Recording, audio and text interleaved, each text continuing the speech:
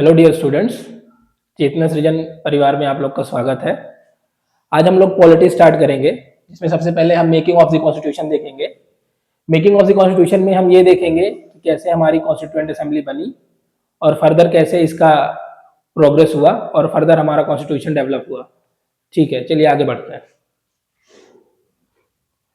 तो making of constitution में initially हम देखेंगे कि सबसे पहले जो कॉन्स्टिट्यूएंट असेंबली का कॉन्सेप्ट था वो एम एन रॉय ने प्रपोज किया। एम एन रॉय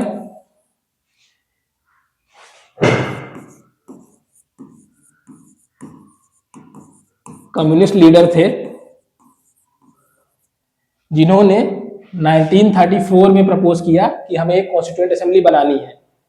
फर्दर जो इंडियन नेशनल कांग्रेस थी हमारी, उन्होंने इसे बनाने की बात की 1935 में। ठीक है, इसके बाद जो ब्रिटिश गवर्नमेंट थी इंडिया में, उन्होंने एक प्रपोजल लाया अगस्त ऑफर 1940 में। ये ऑफर लाने वाले जो गवर्नर जनरल थे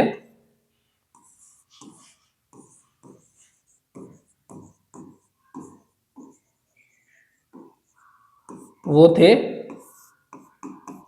लिन लिथ गो। इस अगस्त ऑफर में क्या बोला गया था कि जो कॉन्स्टिट्यूएंट असेंबली है उसमें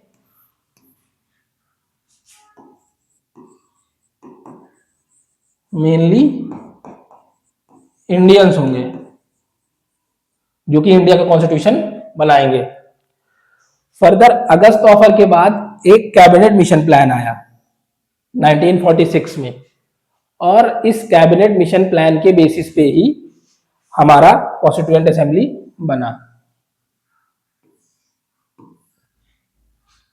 ठीक है, ये बेसिक डिटेल्स थी कि इनिशियल कैसे हुआ हमारा कॉन्स्टिट्यूशन बनाने की बात। सबसे पहले किसने की? जो एम एन रॉय थे, कम्युनिस्ट लीडर थे। फर्दर आईएनसी या इंडियन नेशनल कांग्रेस ने कब बात करी कॉन्स्टिट्यूएंट असेंबली बनाने की। उसके बाद अगस्त ऑफर आया, उसके बाद कैबिनेट मिशन प्लान आया, और कैबिनेट मिशन प्लान के बेसिस पे ही हमारी कॉन्स्टिट्यूएंट असेंबली बनाई गई 1946 में, और फर्दर हमारा कॉन्स्टिट्यूशन डेवलप हुआ। इसके बाद हम स्ट्रक्चर देखेंगे, हमारा स्ट्रक्चर क्या है कॉन्स्टिट्यूएंट असेंबली का। तो जो हमारी कॉन्स्टिट्यूएंट असेंबली थी उसमें जो मेंबर्स थे, तो कुछ पार्टली इलेक्टेड थे और कुछ अपॉइंटेड थे। जैसे कि जो पार्टली इलेक्टेड मेंबर थे वो कहां से इलेक्ट हुए थे? प्रोविंशियल असेंबली से, और वो भी इनडायरेक्ट इलेक्शंस के थ्रू।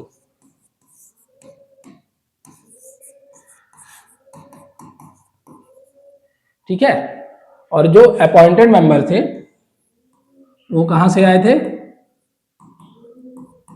प्रिंसली स्टेट से। प्रिंसली स्टेट कौन से थे? जहां पे किंग्स का रूल था या राजा रूल करते थे। ठीक है, तो कंपोजिशन में सबसे पहले मेंबर्स जो थे वो पार्टली इलेक्टेड और पार्टली अपॉइंटेड थे। जो इलेक्टेड मेंबर थे वो कहां से आए थे? प्रोविंशियल असेंबलीज से, जो कि इनडायरेक्ट इलेक्शन से आए थे। और जो अपॉइंटेड मेंबर थे वो कहां से आए थे? प्रिंसली स्टेट से, जहां पे किंग्स का रूल था। ठीक है, अब आगे बढ़ते हैं। जो नोटेबल एब्सेंस था वो किनका था? महात्मा गांधी का। महात्मा गांधी ऐसे प्रोमिनेंट लीडर थे इंडियन नेशनल कांग्रेस के जो कॉन्स्टिट्यूएंट असेंबली में एब्सेंट थे, जिन्होंने कॉन्स्टिट्यूशन मेकिंग में पार्टिसिपेट नहीं किया था। ऐसा क्यों? क्योंकि गांधी जी ने बोला था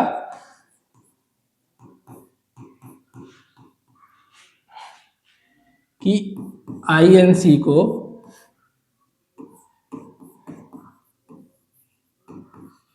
इंडियन नेशनल कांग्रेस को डिसॉल्व कर देना है आफ्टर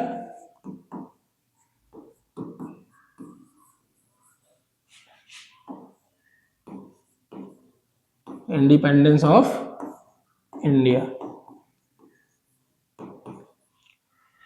इसलिए इनने कॉन्स्टिट्यूएंट असेंबली पार्टिसिपेट नहीं किया था। ठीक है, की फिगर्स कौन थे?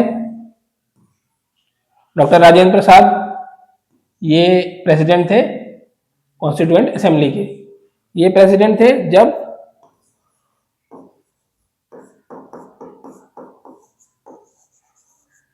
कॉन्स्टिट्यूएंट असेंबली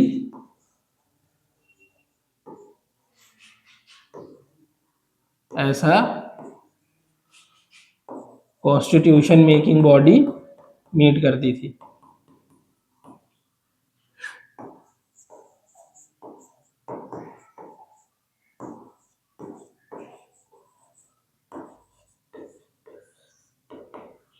ठीक है, तो ये बेसिक स्ट्रक्चर था कि कैसे मेंबर्स ऐड हुए, अपॉइंट हुए, इलेक्ट हुए, नोटेबल एब्सेंस था महात्मा गांधी का, और की फिगर्स कौन थे। ठीक है,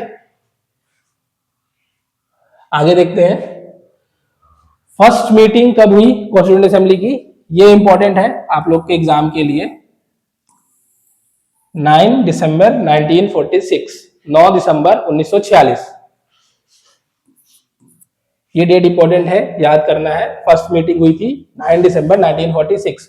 और एंटरिम प्रेसिडेंट कौन थे? एंटरिम प्रेसिडेंट थे सचिदानंद सिन्हा, जिनको 9 दिसंबर को ही प्रेसिडेंट बनाया गया था।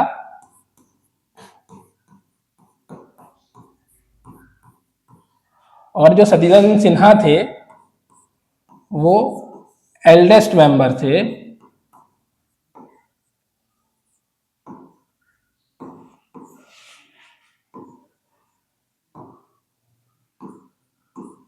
इसलिए इन्हें प्रेसिडेंट अपॉइंट किया गया था। फर्स्ट मीटिंग 9 दिसंबर 1946 को ही। एंटरिम प्रेसिडेंट सचिदानंद सिन्हा थे, एल्डेस्ट मेंबर थे, इसलिए इन्हें एंटरिम प्रेसिडेंट बनाया गया। आगे बढ़ते हैं। उसके बाद ऑब्जेक्टिव रेजोल्यूशन एक बहुत ही इंपॉर्टेंट टॉपिक है जो कि कॉन्स्टिट्यूशन मेकिंग में हेल्प करता है, तो हम इस पे बात कर लेंगे। ऑब्जेक्टिव रेजोल्यूशन जो था वो किसने प्रपोज किया था? पंडित जवाहरलाल नेहरू, जो कि हमारे first prime minister of India थे। वो ऑब्जेक्टिव रेजोल्यूशन लेके आए कब? 13 दिसंबर 1946, 13 दिसंबर 1946 के दिन जवाहरलाल नेहरू ऑब्जेक्टिव रेजोल्यूशन लेकर आए। इसका कारण क्या था ऑब्जेक्टिव रेजोल्यूशन लाने का? तो इसका मेन पर्पस था to provide guiding principle and philosophy of the constitution. और यही ऑब्जेक्टिव रेजोल्यूशन था जिसके बेसिस पे हमारा प्रीएम्बल बनाया गया है। इसके आप फीचर्स देखेंगे सेम टू सेम प्रीएम्बल्स में कॉपीड है, तो ये बहुत ही इंपॉर्टेंट फीचर था हमारे कॉन्स्टिट्यूशन मेकिंग का। तो इसके की प्रिंसिपल क्या थे? India to be sovereign independent nation. अब सॉवरेन का मतलब क्या है? यहाँ पे हम सॉवरेन का मतलब देख लेते हैं।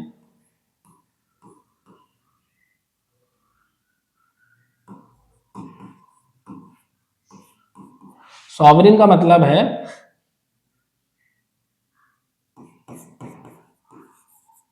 India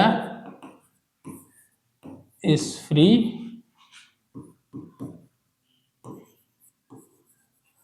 to manage its internal and external affairs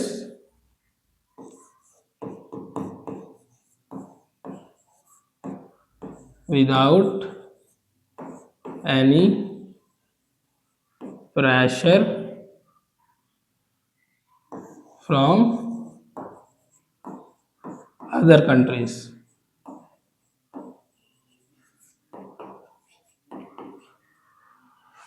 तो सॉवरेन का मतलब है कि इंडिया को फ्रीडम थी कि वो अपना इंटरनल और एक्सटर्नल अफेयर मैनेज करे, गवर्नमेंट मेकिंग कैसे करनी है उसके लिए इंडिया इंडिपेंडेंट था, और कोई भी दूसरी कंट्री इंडिया में प्रेशर नहीं डाल सकती थी कि आप पर्टिकुलर वे में फंक्शन करो। ठीक है, ये सॉवरेन का मतलब है। दूसरा क्या फीचर था ऑब्जेक्टिव रेजोल्यूशन का? Democratic union with equal self governance for all parts. अब डेमोक्रेटिक यूनियन क्या है? जहां पे डेमोक्रेसी वो चीज है जिसमें power lies in the hands of people. या तो एक इसकी बहुत अच्छी डेफिनेशन है जो अब्राहम लिंकन ने दी थी, वो है government of by and for the people.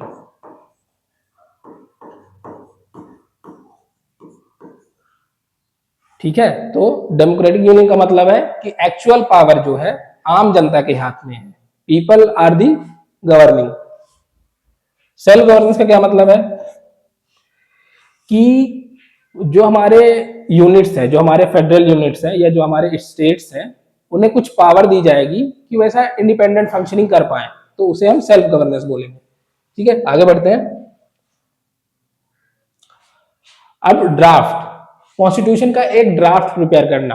Draft का क्या मतलब है, इसको बेसिकली हिंदी में बोलते हैं एक खाचा। ये कॉन्स्टिट्यूशन का हमें एक खाचा प्रिपेयर करना था और उस पे ही फर्दर हमारा कॉन्स्टिट्यूशन डेवलप होगा। तो ड्राफ्टिंग एक बहुत इंपॉर्टेंट काम था कॉन्स्टिट्यूशन का, और उसके लिए एक ड्राफ्टिंग कमेटी बनाई गई। ड्राफ्टिंग कमेटी के मेंबर्स और ड्राफ्टिंग कमेटी के चेयरपर्सन हम देखेंगे। तो इसके चेयरपर्सन कौन थे, doctor B R Ambedkar. Doctor B R Ambedkar को ही क्यों चुना गया, क्योंकि एक बहुत ही अच्छे लीगल ल्यूमिनरी थे और इन्होंने डुअल पीएचडी होल्डर थे। ये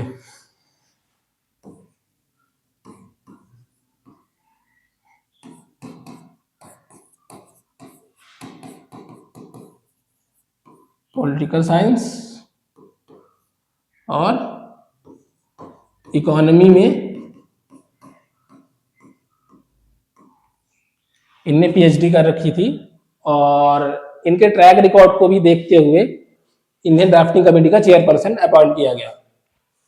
टाइम फ्रेम क्या था कॉन्स्टिट्यूशन बनाने का, तो क्योंकि हमारा constitution one of the lengthiest constitution है इन दी वर्ल्ड, तो इस कॉन्स्टिट्यूशन को बनाने में 2 साल 11 महीने 18 दिन, 2 years 11 months 18 days हमारे कॉन्स्टिट्यूशन को बनाने में लगे, जो कि बहुत लंबा टाइम है। क्योंकि जो यूएसए का कॉन्स्टिट्यूशन है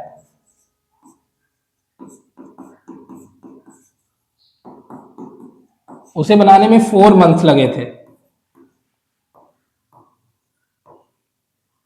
हमारे कॉन्स्टिट्यूशन को बनाने में 2 years 11 months 18 days, 2 साल 11 महीने 18 दिन लगे। ठीक है, अब एडॉप्शन और इनैक्टमेंट देख लेते हैं कि कब हमारे कॉन्स्टिट्यूशन को एडॉप्ट और इनैक्ट किया गया। पहली मीटिंग कब हुई कॉन्स्टिट्यूएंट असेंबली की, 9 दिसंबर 1946।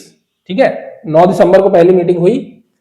एडॉप्शन और इनैक्टमेंट कब हुआ, नवंबर 26 1949, और इफेक्ट में कब आया, 26 जनवरी 1950।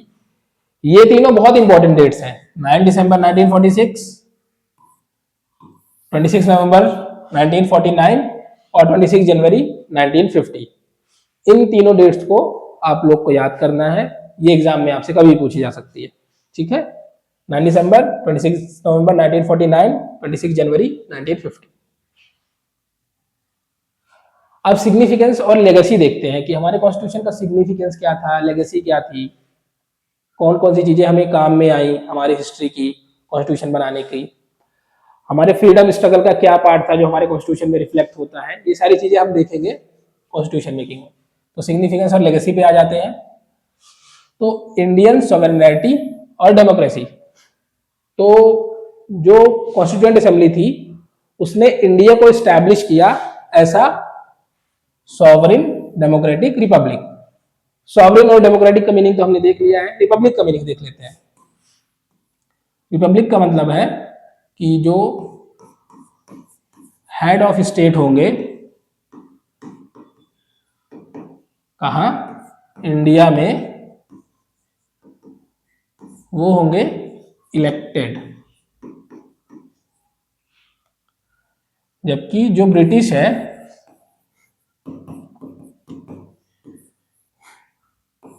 वो है पार्लियामेंट्री मोनार्की, क्योंकि ब्रिटेन में जो हेड ऑफ स्टेट है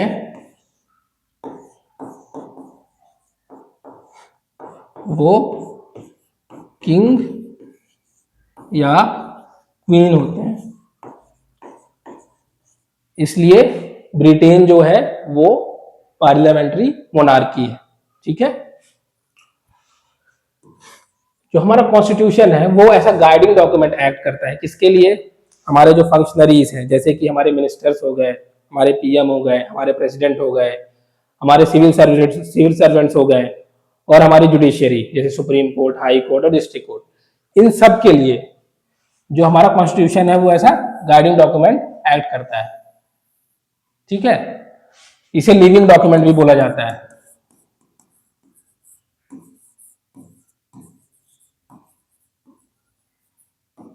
ठीक, चलिए, और जो हमारा कॉन्स्टिट्यूशन था वो बहुत ही साइंटिफिकली बनाया गया है। जैसे कि आप देखेंगे कॉन्स्टिट्यूशन में जो अरेंजमेंट है क्लियर फ्लो है, बैकग्राउंड भी कवर किया गया है, की फिगर्स इंक्लूडेड थे, इंपॉर्टेंट रेजोल्यूशन भी इंपॉर्टेंट इंक्लूडेड थे, और इसकी अडॉप्शन और लेगेसी, इसमें हमें एक साइंटिफिक बेसिस दिखता है कि कैसे साइंटिफिकली इसको डेवलप किया गया over the time.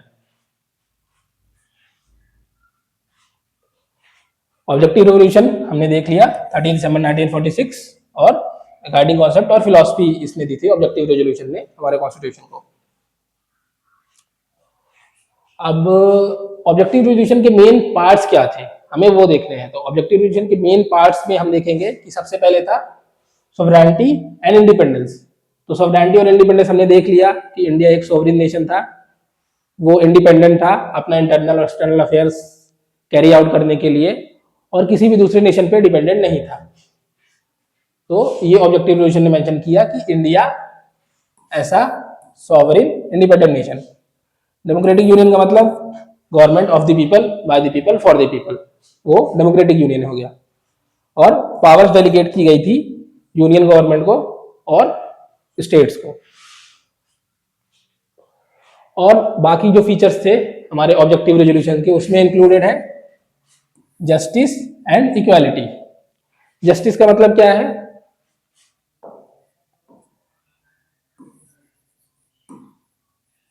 ensuring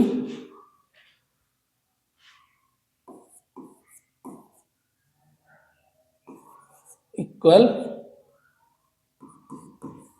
access to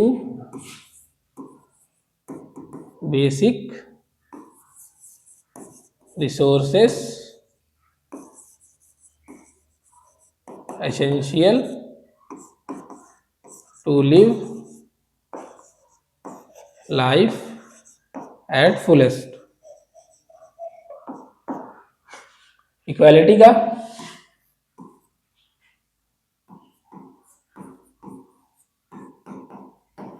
equal treatment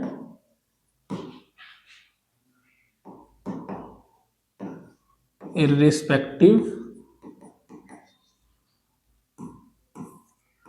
of caste,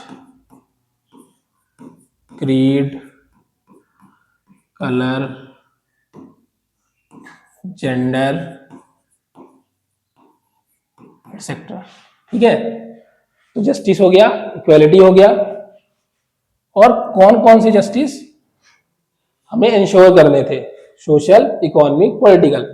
मतलब सोशल स्फीयर में इंडिविजुअल्स को सारी फैसिलिटीज दी जाए, इकोनॉमिक स्फीयर में इंश्योर की जाए कि उन्हें एसेंशियल फैसिलिटीज मिले उनके बेसिक सर्वाइवल के लिए, और पॉलिटिकल जस्टिस। पॉलिटिकल जस्टिस का मतलब है कि यूनिवर्सल एडल्ट फ्रेंचाइज लाना है हमें, जिसमें वन पर्सन वन वोट का कॉन्सेप्ट हो,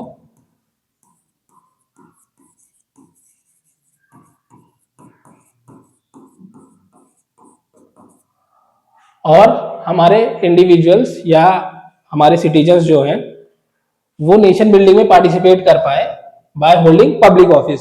जैसे कि हमारे यहाँ हर मेंबर जो कि एडल्ट है वो एलिजिबल है गवर्नमेंट ऑफिस के लिए, मतलब हमारे यहाँ चुनाव कोई भी लड़ सकता है अगर वो एलिजिबल है गवर्नमेंट ऑफिस के लिए। ठीक है, तो ये कॉन्स्टिट्यूशन इंश्योर करता है जस्टिस फॉर ऑल पीपल, सभी के लिए जस्टिस इंश्योर करता है constitution. Equality of opportunity, equal opportunities and equality before law, ये भी ऑब्जेक्टिव रेजोल्यूशन में मेंशन था। आगे बढ़ते हैं। Freedom of rights, freedom of choice. Freedom of rights में बेसिकली आप फंडामेंटल राइट्स ले लेंगे।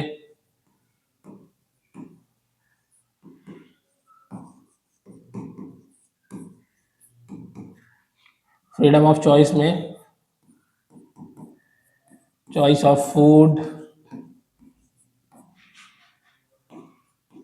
रिलीजन, पार्टनर, ये सारी चीजें आपकी फ्रीडम ऑफ चॉइस में आएंगी, जिसमें freedom of thought, belief, speech, faith, worship, vocation ये भी एडेड है। Equal rights for minority and tribal areas.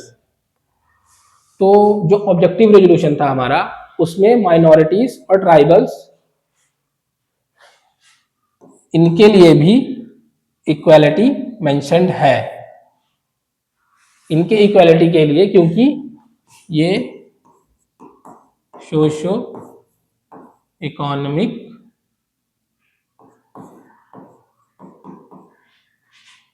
Deprived section से हैं, तो इनके लिए कुछ स्पेशल फीचर्स हैं।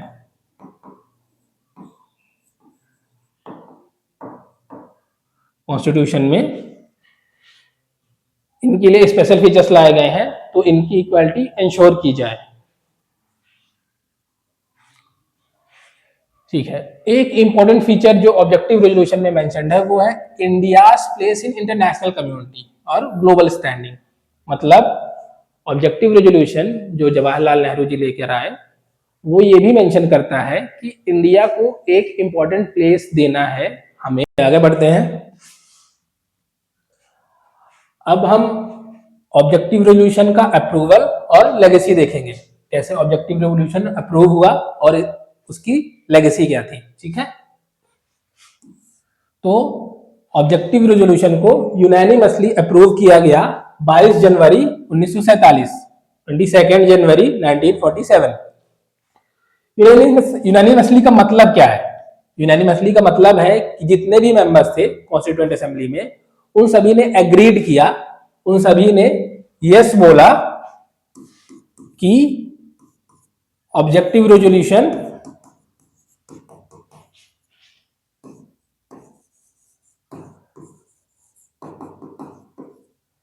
इंपॉर्टेंट है और इसे इंक्लूड करना है कॉन्स्टिट्यूशन में।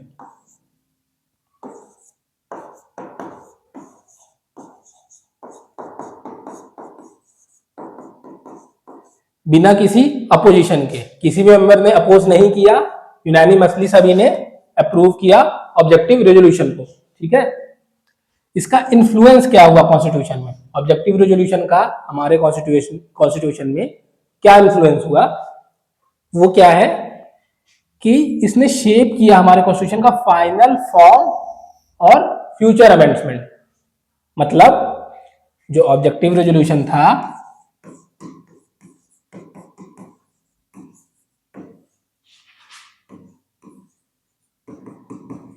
इसने एक तरीके से हमारे कॉन्स्टिट्यूशन को लिविंग डॉक्यूमेंट बनाया।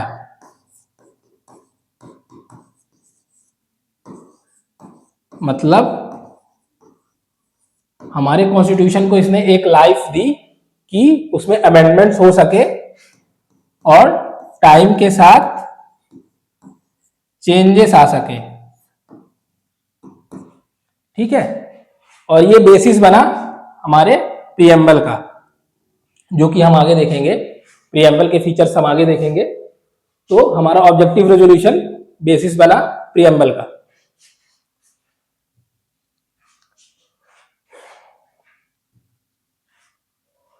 अब देखते हैं कि इंडियन इंडिपेंडेंस एक्ट 1947 ने हमारे कॉन्स्टिट्यूएंट असेंबली को बनाने में और इसकी फंक्शनिंग में क्या रोल प्ले किया।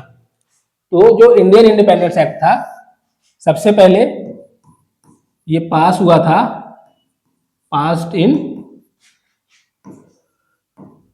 British parliament.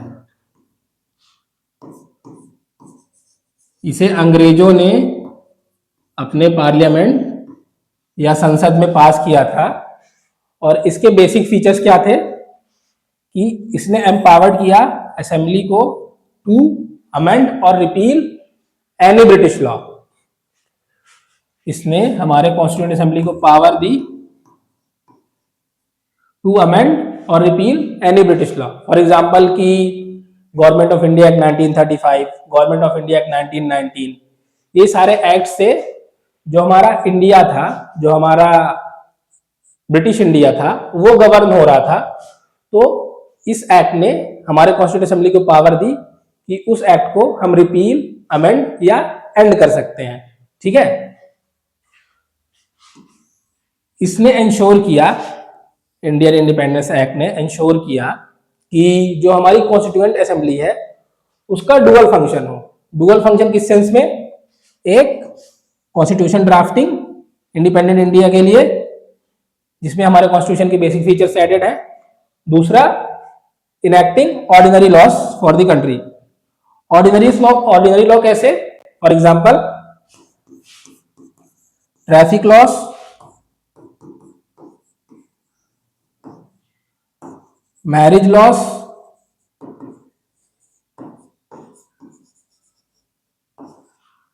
क्रिमिनल लॉस,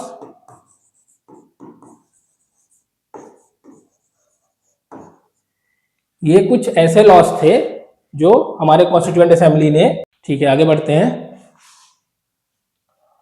अब हम लीडरशिप रोल्स देखेंगे कि कौन कौन से इंपॉर्टेंट लीडर्स थे हमारी कॉन्स्टिट्यूएंट असेंबली में। इसमें presided over by Rajendra Prasad. जब ये मिलती थी ऐसा कॉन्स्टिट्यूशन मेकिंग बॉडी, जब हमारी constituent assembly constitution making body के जैसे मिलती थी तो इसको कौन प्रिसाइड करता था, डॉक्टर राजेंद्र प्रसाद। और जब ये ऐसा लेजिस्लेटिव असेंबली मिलती थी तो इसे कौन प्रिसाइड करता था, जीबी मावलंकर जी। ठीक है, चलिए आगे बढ़ते हैं। Formation of drafting committee. Drafting committee most important committee थी हमारे कॉन्स्टिट्यूएंट असेंबली की।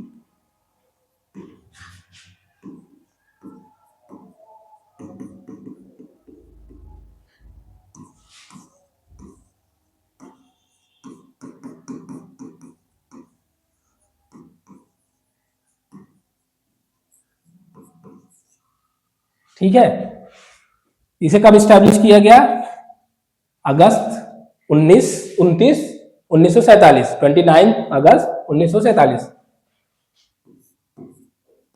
After independence. तो ये आप लोग ध्यान में रख लेंगे कि हमारी ड्राफ्टिंग कमेटी कब स्टैब्लिश हुई थी, 29 अगस्त 1947, आफ्टर इंडिपेंडेंस। इसे क्यों स्टैब्लिश किया गया था, to prepare the draft of the Indian constitution. Draft मतलब बेसिक खांचा, जो हमारे इंडियन कॉन्स्टिट्यूशन का बेसिक खांचा था या बेसिक ड्राफ्ट था, वो काम था हमारी ड्राफ्टिंग कमेटी का। उसने हमारे कॉन्स्टिट्यूशन का बेसिक ड्राफ्ट प्रिपेयर किया। इसके चेयरपर्सन कौन थे, doctor B R Ambedkar. B R Ambedkar ji के बारे में मैंने आपको पहले बता दिया है। ठीक, इसके बाकी मेंबर्स कौन थे, इसके चेयरपर्सन तो डॉक्टर बी आर अम्बेडकर थे, इसके बाकी मेंबर्स कौन थे। अभी जनरली ये एग्जाम्स में पूछता नहीं है कि ड्राफ्टिंग कमेटी के मेंबर्स कौन थे, पर आप लोग को एक बेसिक आइडिया होना चाहिए कि हमारे ड्राफ्टिंग कमेटी के मेंबर्स कौन थे, क्योंकि ये इंपॉर्टेंट ल्यूमिनरीज थे जिन्होंने हमारे कॉन्स्टिट्यूशन मेकिंग में हेल्प करी थी, तो इसलिए हमें एक बार इनके नाम देख लेने चाहिए। तो chairperson doctor B R Ambedkar, उसके बाद एन गोपाल स्वामी अयंगर, तीसरे अलादी कृष्ण स्वामी अय्यर, चौथे डॉक्टर के एम मुंशी, पांचवें सैयद मोहम्मद सादुल्ला, छठे एन माधव राव, जिन्हें रिप्लेस कर दिया गया था किससे, बी एल मित्तर से, due to health reasons. N Madhava Rao को हेल्थ इश्यूज थे तो उन्हें रिप्लेस कर दिया गया था बी एल मित्तर से, ड्यू टू हेल्थ रीजंस।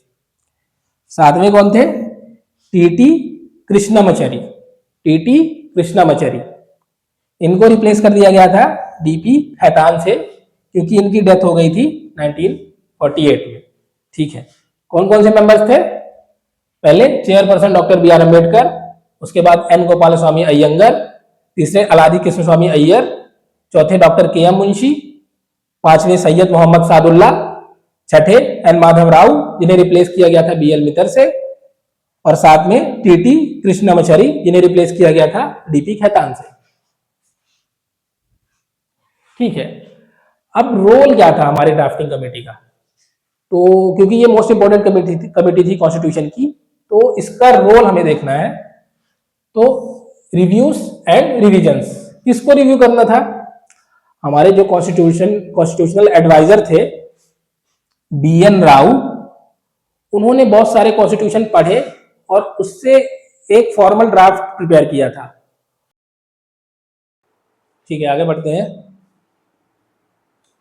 अब हमें देखना है रोल ऑफ ड्राफ्टिंग कमेटी, क्योंकि हमारी जो ड्राफ्टिंग कमेटी थी वो मोस्ट इंपॉर्टेंट कमेटी थी कॉन्स्टिट्यूएंट असेंबली की, तो इसका बेसिक रोल क्या था। तो सबसे इंपॉर्टेंट जो रोल था, इसको करना था रिव्यू और रिवीजन। रिव्यू और रिवीजन किस चीज का, हमारे जो कॉन्स्टिट्यूशनल एडवाइजर थे बी एन राव, इनने एक ड्राफ्ट प्रिपेयर किया था कॉन्स्टिट्यूशन का। ऐसा बोला जाता है कि अराउंड 100 कॉन्स्टिट्यूशंस को इन्होंने पढ़ा और एक बेसिक ड्राफ्ट प्रिपेयर किया, और उसी ड्राफ्ट में रिव्यू और रिवीजन्स किसने किए, ड्राफ्टिंग कमेटी ने। तो इन्होंने क्या किया, सेवरल रिवीजन्स और इम्प्रूवमेंट किए जो ड्राफ्ट दिया था बी एन राव जी ने, और एक फाइनल ड्राफ्ट प्रिपेयर किया और उसे सबमिट किया। कब, final draft submitted to president of constituent assembly on February 21, 1948, 21 फरवरी 1948 को इन्होंने फाइनल ड्राफ्ट सबमिट किया, किसे, प्रेसिडेंट ऑफ कॉन्स्टिट्यूएंट असेंबली। कौन थे, डॉक्टर राजेंद्र प्रसाद, उनको इन्होंने फाइनल ड्राफ्ट सबमिट किया 21 फरवरी 1948 को। अब देखते हैं ड्राफ्टिंग कमेटी का इन्फ्लुएंस क्या था। तो इसका जो इम्पैक्ट था इंडियन कॉन्स्टिट्यूशन पे वो क्या था, shaped the constitution through revisions and assembly debates. तो ड्राफ्टिंग कमेटी ने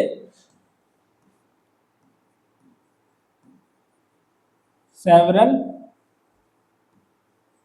डिबेट्स इनिशिएट की, जिसमें मोस्ट इंपॉर्टेंट थी डेवलपमेंट की,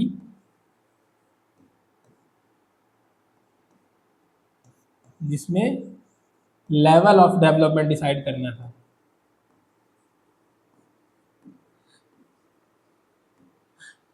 तो लेवल ऑफ डेवलपमेंट या गवर्नेंस भी बोल सकते हैं हम,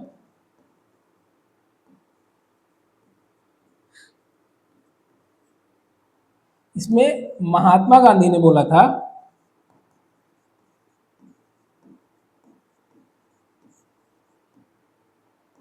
कि विलेज को बनाया जाए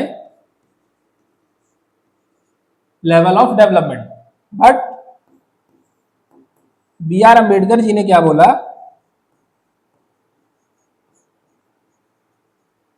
कि हम इंडिविजुअल को रखेंगे as a level of development. या गवर्नेंस। ठीक है, तो ये एक बहुत ही इंपॉर्टेंट डिबेट थी।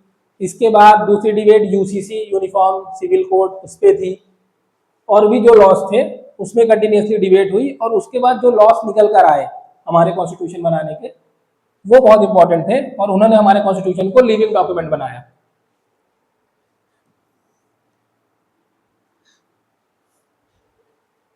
एनफोर्समेंट ऑफ कॉन्स्टिट्यूशन देखते हैं। ड्राफ्टिंग कमेटी का रोल यहाँ पे एंड होता है, और हम कॉन्स्टिट्यूशन की एनफोर्समेंट की तरफ चलते हैं। तो डेट ऑफ एनफोर्समेंट क्या है? 26 जनवरी 1950। इसी डेट को ही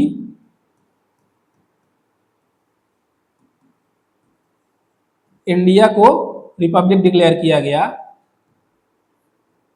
क्योंकि हमें प्रेसिडेंट ऑफ इंडिया मिले कॉन्स्टिट्यूशन के फोर्स में आने के बाद, और इंडिया को रिपब्लिक डिक्लेयर किया गया कॉन्स्टिट्यूशन को फोर्स में आने के बाद। सिग्निफिकेंस क्या है? Establishment of India as a democratic republic, हमने देख लिया है डेमोक्रेटिक क्या होता है, रिपब्लिक क्या होता है, और मोस्ट ऑफ द प्रोविजंस जो थे कॉन्स्टिट्यूशन के वो फोर्स में आ गए थे 26 जनवरी 1950 के दिन। अब सिग्निफिकेंस क्या है 26 जनवरी 1950 या 26 जनवरी 1950 का? तो सबसे पहले तो इसका हिस्टोरिकल इंपॉर्टेंस है। क्या है इसका हिस्टोरिकल इंपॉर्टेंस? हो सकता है आप कुछ लोगों को पता हो, और फर्दर हम इसको हिस्ट्री में पढ़ेंगे कि 26 जनवरी का हिस्टोरिकल इंपॉर्टेंस क्या है। जैसे कि 26 जनवरी जो हमारा था वो पूर्ण स्वराज डे था। पूर्ण स्वराज 1930 में 26 जनवरी 1930 को आईएनसी लाहौर सेशन में डिक्लेयर किया गया था, जिसमें पूर्ण स्वराज का स्लोगन दिया था पंडित जवाहरलाल नेहरू ने।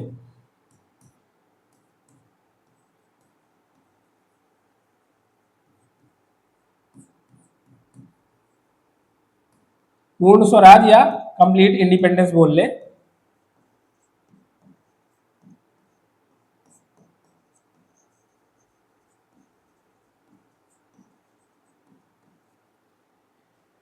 ये स्लोगन पंडित जवाहरलाल नेहरू ने दिया था 26 जनवरी 1930 को।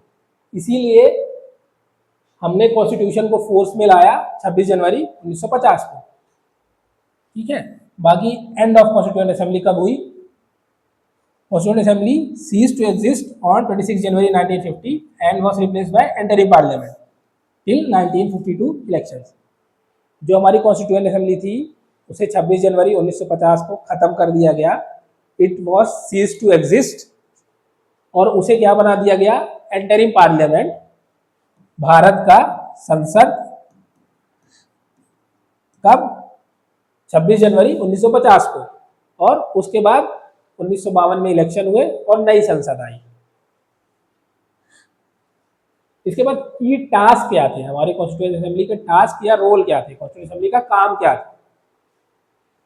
तो सबसे पहले कॉन्स्टिट्यूएंट असेंबली का काम क्या था?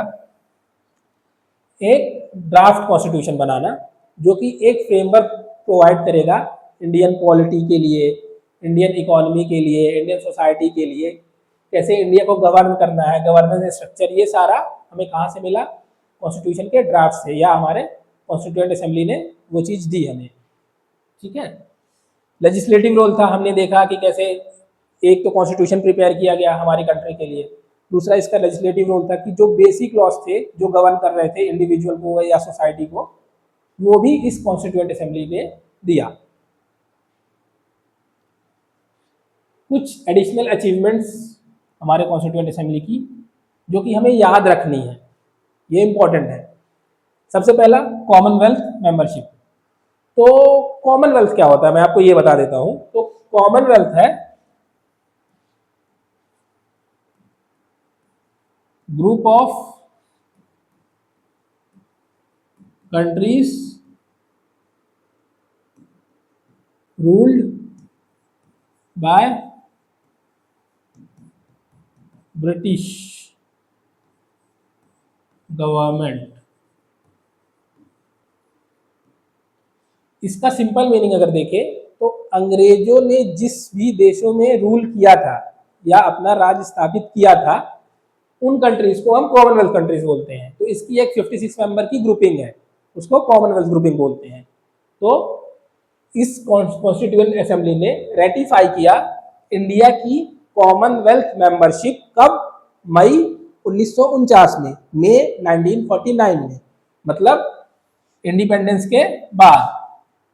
आपको जो ये इवेंट्स है ना जो कॉन्स्टिट्यूएंट असेंबली में हुए, उनको याद रखना है इंडिपेंडेंस के पहले या इंडिपेंडेंस के बाद, तो उन्हें याद करने में आसानी होगी। जैसे ड्राफ्टिंग कमेटी कब बनी? इंडिपेंडेंस के बाद। कॉन्स्टिट्यूएंट असेंबली की फर्स्ट मीटिंग कब हुई? इंडिपेंडेंस के पहले। तो इसलिए आपको याद करने में आसानी होगी। ठीक है, तो हमने कॉमनवेल्थ मेंबरशिप का रेटिफिकेशन कब दिया? मई 1949 में, इंडिपेंडेंस के बाद। दूसरा, नेशनल फ्लैग। जो हमारी कॉन्स्टिट्यूएंट असेंबली थी उसने नेशनल फ्लैग का अप्रूवल दिया। वो अप्रूवल कब आया? 22 जुलाई 1947, 22 जुलाई 1947, मतलब इंडिपेंडेंस के पहले, बिफोर इंडिपेंडेंस। और ये साइंटिफिक भी है कि अगर कोई देश आज़ाद हो रहा है तो उसके पास अपना एक झंडा होना चाहिए, खुद का फ्लैग होना चाहिए। इसलिए जो फ्लैग अप्रूव किया गया वो इंडिपेंडेंस के पहले किया गया। ठीक है। तीसरा, नेशनल एंथम और नेशनल सॉन्ग। अगर कोई भी कंट्री रिपब्लिक डिक्लेयर होता है तो उसके पास खुद का एंथम और सॉन्ग होना चाहिए। इसलिए हमने अडॉप्ट किया नेशनल एंथम और नेशनल सॉन्ग कब? 24 जनवरी 1950। हम इंडिपेंडेंट डिक्लेयर हुए 15 अगस्त 1947 को। हम रिपब्लिक बने 26 जनवरी 1950 को।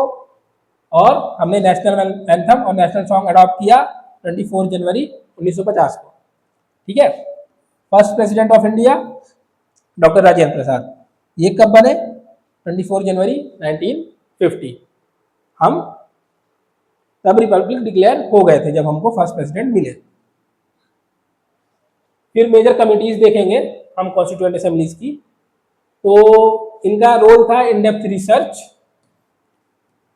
Develop report on specific issues of the constitution. तो हम डिफरेंट कमिटीज देख लेते हैं। इसमें जो इंपॉर्टेंट कमिटीज हैं वो है, इनको हम मेजर कमिटीज भी बोलते हैं। कुछ माइनर कमिटीज हैं वो हम बाद में देखेंगे। ये मेजर कमिटीज हैं।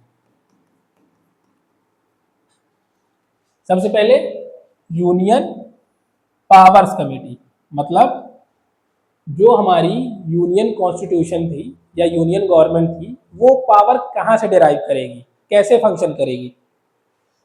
उस कमेटी के जो चेयरपर्सन थे वो कौन थे? पंडित जवाहरलाल नेहरू। फिर फंडामेंटल राइट्स कमेटी। आप लोग को पता होगा कि हमारे कॉन्स्टिट्यूशन में 6 फंडामेंटल राइट्स मेंशन्ड है जो इंडिविजुअल या ग्रुप्स को दिए जाते हैं।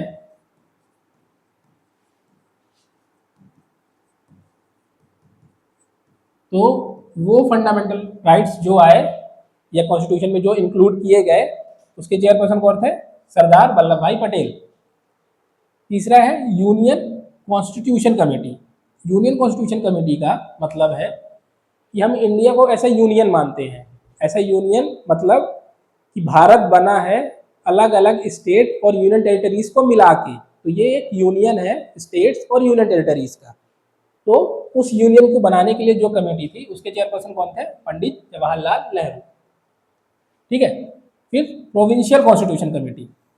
अब यूनियन कॉन्स्टिट्यूशन कमेटी तो थी, पर प्रोविंशियल कॉन्स्टिट्यूशन कमेटी क्यों बनाई? क्योंकि हम जब इंडिपेंडेंट हुए तो ऑलमोस्ट 565 प्रिंसली स्टेट थे। तो इन स्टेट को कंबाइन करके इंडिया को अलग अलग प्रोविंसेस या स्टेट में डिवाइड करने के लिए एक कमेटी बनी। उसका नाम था प्रोविंशियल कॉन्स्टिट्यूशन कमेटी। और उसके चेयरपर्सन कौन थे? सरदार वल्लभ भाई पटेल।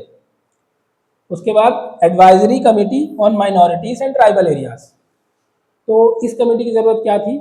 क्योंकि जो हमारे माइनॉरिटीज़ और ट्राइबल एरियाज थे ये सोशो इकोनॉमिक बैकग्राउंड पुअर जो रहता है इनका, इसके कारण हमें स्पेसिफिक फोकस करना था इन पे। तो इसके लिए एक कमेटी बनाई गई जिसके चेयरपर्सन थे सरदार वल्लभ भाई पटेल। इसके बाद ड्राफ्टिंग कमेटी, जो मोस्ट इंपॉर्टेंट कमेटी है कॉन्स्टिट्यूशन की, उसके चेयरपर्सन कौन थे? Doctor B R Ambedkar. अब कुछ कंट्रीब्यूशन देख लेते हैं कमेटीज के आगे। लेगेसी ऑफ कॉन्स्टिट्यूएंट असेंबली और उसका फाइनल आउटकम। एक तो ये है कि 26 जनवरी 1950 को इंडिया का ट्रांजिशन हुआ डेमोक्रेटिक रिपब्लिक, हमने पहले पढ़ा भी है, देखा भी है। और इम्पैक्ट क्या हुआ? This assembly's effort led the foundation for India's democracy symbolizing national unity, equality and justice. इसका इम्पैक्ट ये हुआ कि इंडिया को डेमोक्रेसी डिक्लेयर किया गया, हमारी नेशनल यूनिटी, इंटीग्रिटी और सॉवरेनिटी इससे मेंटेन हुई।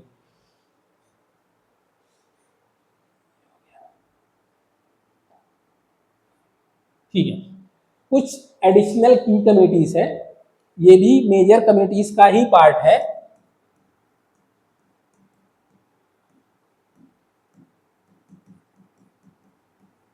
इनको भी देख लेते हैं। Union advisory committee on fundamental rights, minorities, tribal and excluded areas. तो इसके चेयरपर्सन कौन थे? सरदार वल्लभ भाई पटेल। ये हमने देख लिया है पहले भी। स्टेट कमेटी के चेयरपर्सन कौन थे? Pandit Jawaharlal Nehru. Rules of procedure committee and steering committee, इसके चेयरपर्सन कौन थे? डॉक्टर राजेंद्र प्रसाद। डॉक्टर राजेंद्र प्रसाद क्योंकि कॉन्स्टिट्यूएंट असेंबली के हेड थे जब कॉन्स्टिट्यूएंट असेंबली मिलती थी ऐसा कॉन्स्टिट्यूशन मेकिंग बॉडी, तो इसलिए भी ये चेयरपर्सन थे रूल्स ऑफ प्रोसीजर कमेटी और स्टीयरिंग कमेटी, क्योंकि जो चेयरपर्सन थे वही रूल बनाएंगे कि हाउस कैसे चलेगा, इसलिए डॉक्टर राजेंद्र प्रसाद इसके हेड थे। ठीक है, एक फ्लैग कमेटी भी थी जो एक इंपॉर्टेंट कमेटी है। ये वैसे माइनर कमेटी है फ्लैग कमेटी, बट इंपॉर्टेंट है, तो आप इसको याद रख सकते हैं। माइनर कमेटी है फ्लैग कमेटी, इसके चेयरपर्सन कौन थे? डॉक्टर राजेंद्र प्रसाद। ठीक है, आगे बढ़ते हैं। अब जो हमारी कमिटीज थी उनके कुछ रोल्स और कंट्रीब्यूशंस हैं जो हमें देखने हैं। तो roles and contributions of committees, इसमें यूनियन पावर और यूनियन कॉन्स्टिट्यूशन कमेटी का रोल क्या है?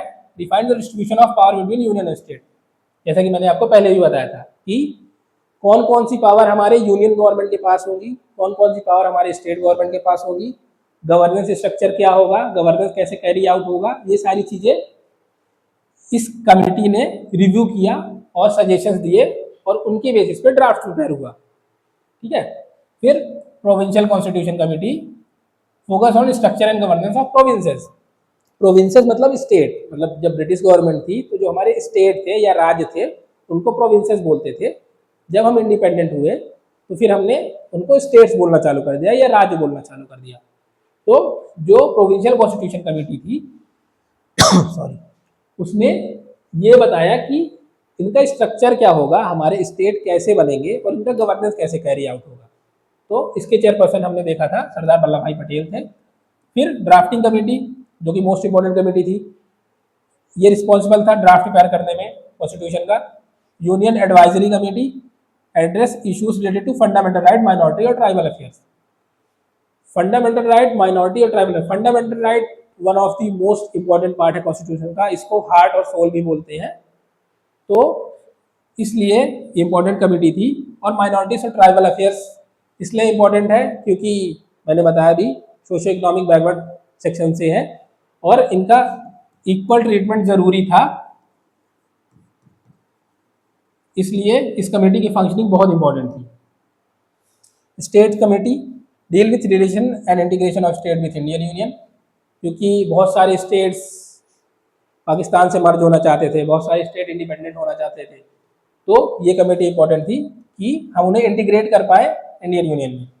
और last committee rules of procedure and steering committee manage the procedural rules and guidance the constituent assembly sessions. तो बेसिक रूल्स बनाए कि हमारा जो कॉन्स्टिट्यूएंट असेंबली है वो कैसे फंक्शन करेगी, उसकी मीटिंग कब होगी, कैसे होगी, रूल्स कौन से फॉलो किए जाएंगे, ये सारा काम था rules of procedure and steering committee का। फिर हम कुछ क्रिटिसिज्म देखेंगे। पहले हम बैकग्राउंड देख लेते हैं, उसके बाद हम क्रिटिसिज्म देखेंगे। तो जो हमारा बैकग्राउंड है कॉन्स्टिट्यूएंट असेंबली का, सबसे पहले तो उसने ड्राफ्ट क्रिएट किया कॉन्स्टिट्यूशन ऑफ इंडिया का, हमने बात कर ली है।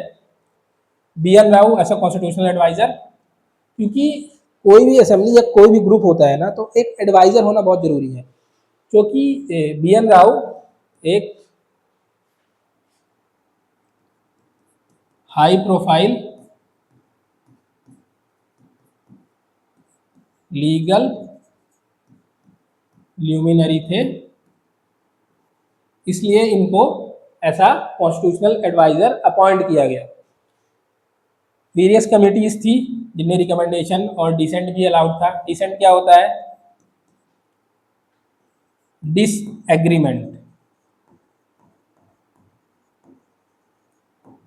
ये डेमोक्रेसी का फीचर है कि अगर कोई भी मेंबर या कोई भी ग्रुप किसी चीज से डिसएग्री करता है तो अपना पॉइंट ऑफ व्यू रख सकता है, और उसका पॉइंट ऑफ व्यू भी डेमोक्रेसी में इंपॉर्टेंट होता है।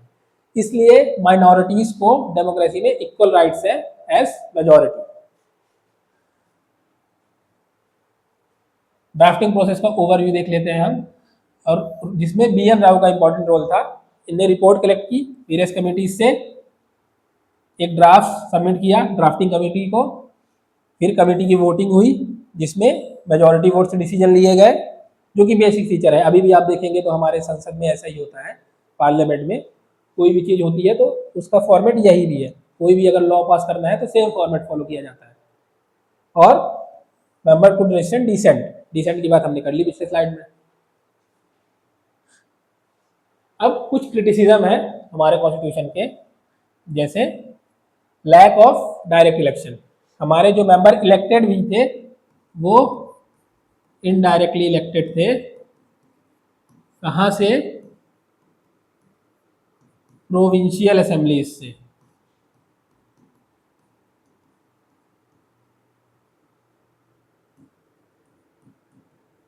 ठीक है। दूसरा, member were not chosen by universal adult franchise. Universal adult franchise का मतलब क्या है? Anyone above 18 years of age is eligible to vote। इसका एक फीचर ये है। दूसरा फीचर क्या है?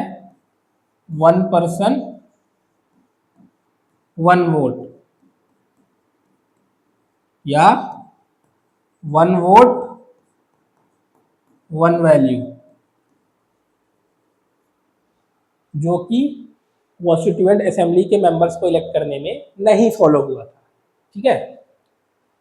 तीसरा इसका क्रिटिसिज्म क्या है? The assembly was established by British government suggestion, क्योंकि ये असेंबली एस्टैब्लिश हुई थी कैबिनेट मिशन प्लान से।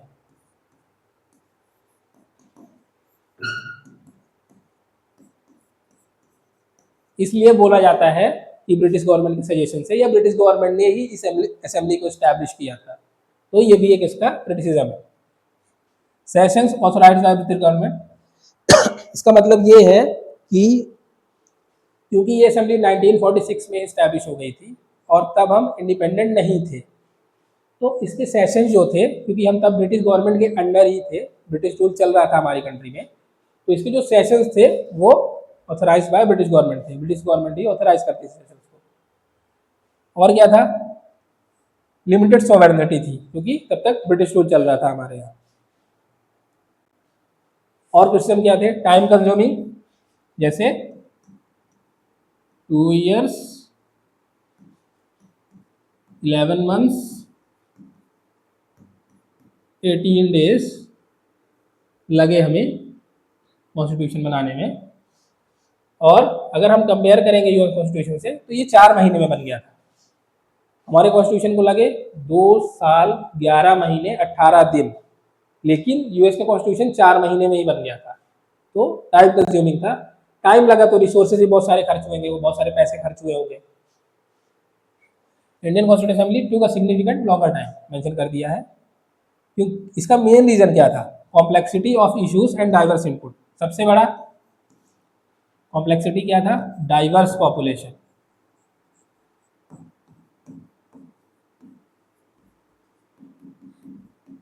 किस सेंस में?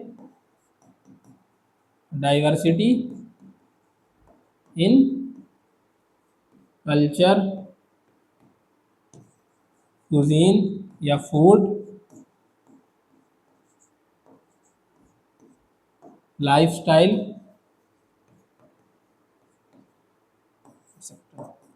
हम देखेंगे कि इंडिया को अगर आप कश्मीर से कन्याकुमारी और गुजरात से अरुणाचल प्रदेश देखेंगे तो बहुत ज़्यादा डाइवर्सिटी है। तो उस डाइवर्सिटी को मेंटेन करने के लिए और सारे ग्रुप्स को एकोमोडेट करने के लिए जो हमारा कॉन्स्टिट्यूशन था वो बहुत कॉम्प्लेक्स हो गया, और इसी कॉम्प्लेक्सिटी के कारण हमें लगे 2 साल 11 महीने 18 दिन। और अगला क्रिटिसिज्म क्या है? कांग्रेस डोमिनेंस। जो मेजॉरिटी मेंबर्स थे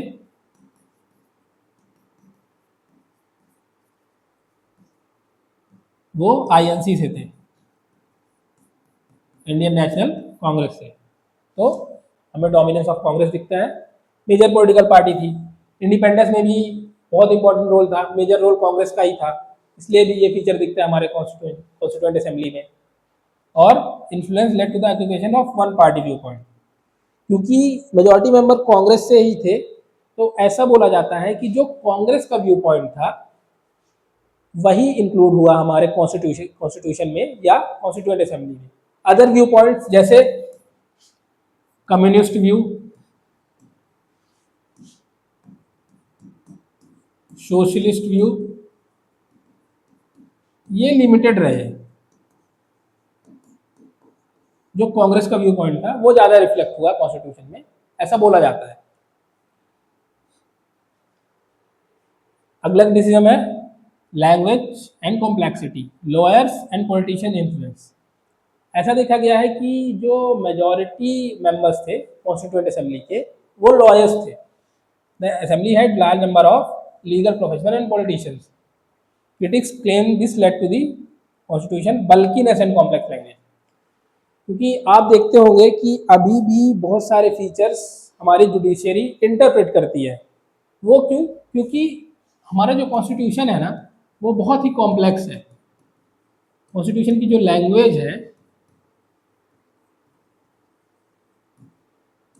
वो कॉम्प्लेक्स है, तो इट नीड्स इंटरप्रिटेशन।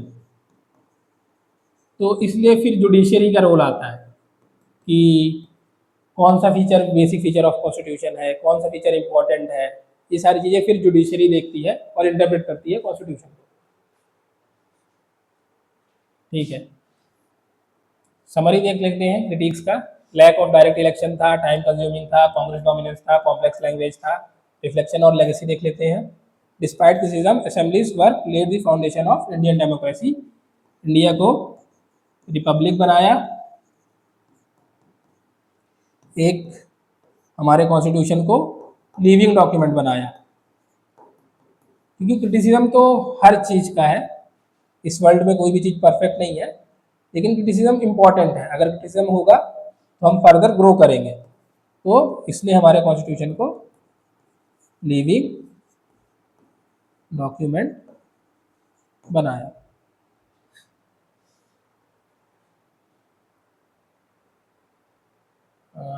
ठीक है, कुछ बेसिक फीचर्स कॉन्स्टिट्यूशन के वो हम देख लेते हैं, जैसे कि सील क्या थी, सील का सिंबल क्या था, हमारे कॉन्स्टिट्यूशनल एडवाइजर, ड्राफ्ट्समैन, ये सारी चीज़ें हम देख लेते हैं।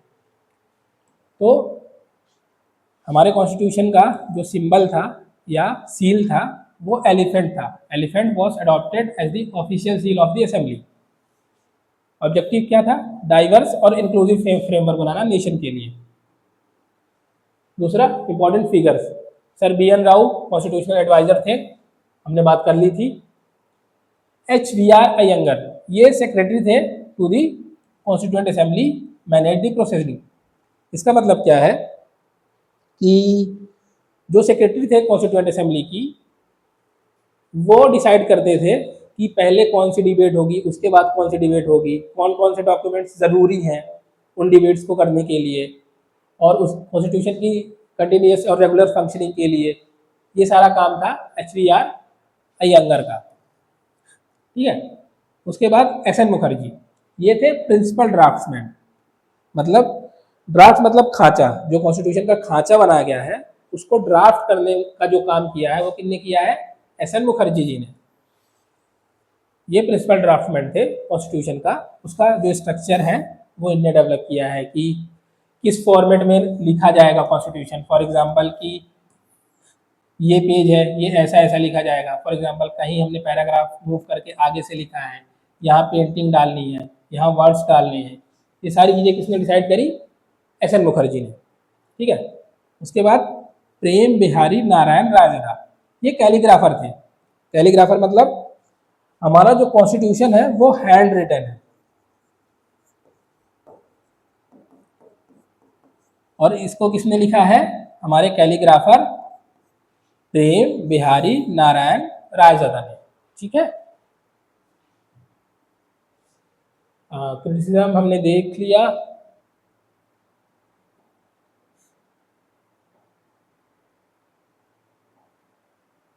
कुछ सेलिएंट फीचर्स हैं कॉन्स्टिट्यूशन के, हमें वो भी जानना जरूरी है, तो वो हम देख लेते हैं बेसिकली, फिर हम एंड करेंगे ये लेक्चर। तो सेलिएंट फीचर क्या है? Uniqueness of content and spirit, synthesis of several international constitution. जैसे हमने बात करी थी कि हमारा कॉन्स्टिट्यूशन मोर देन 100 कॉन्स्टिट्यूशंस का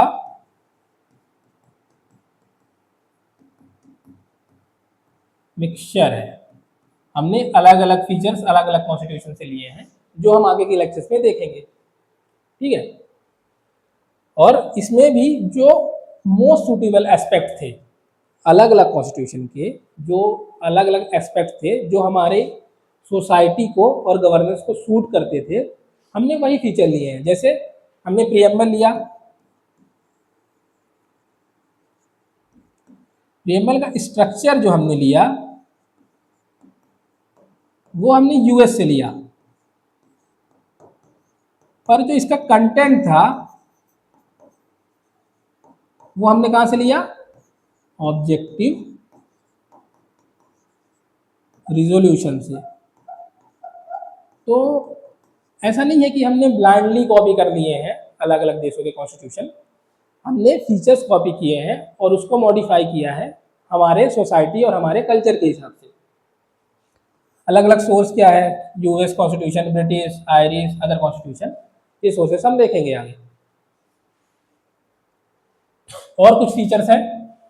federal structure with unitary bias, balance central authority with state autonomy. जैसे कि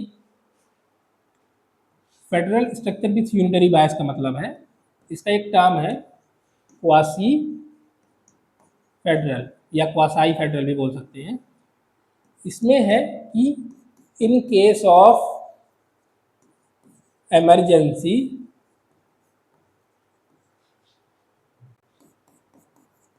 Indian state will become unitary।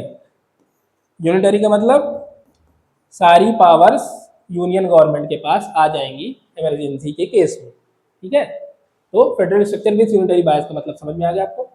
Secularism ensures religious neutrality and equality. हमने जो सेक्युलरिज्म फीचर अपनाया है वो पॉजिटिव सेक्युलरिज्म है।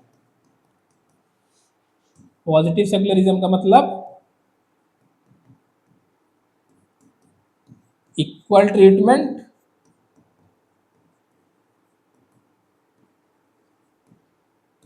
And support for all religions. ये positive aspect है सेक्युलरिज्म का।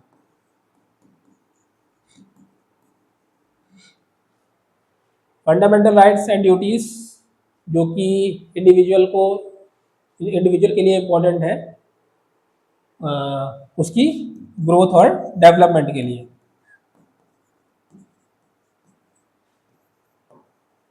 वो भी एक बेसिक फीचर है हमारे कॉन्स्टिट्यूशन का। फर्दर कंक्लूजन पे आ जाते हैं। हमारे कॉन्स्टिट्यूशन की लेगेसी क्या थी?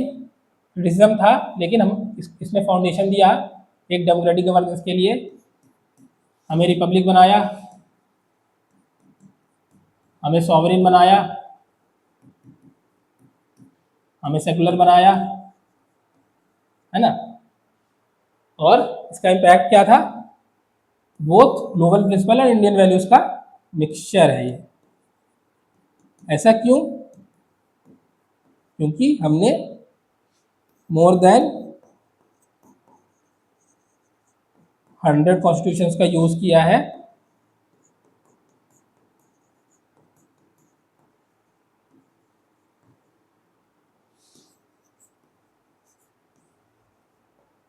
और मेकिंग इंडियन कॉन्स्टिट्यूशन, और उन कॉन्स्टिट्यूशन को हमने ट्यूब किया है इंडिया की सोसाइटी के हिसाब से। इसलिए ये क्या है? रिफ्लेक्ट करता है ग्लोबल प्रिंसिपल और इंडियन वैल्यूज को। ठीक है, थैंक यू। बाकी चीज़ें हम नेक्स्ट लेक्चर पे करेंगे।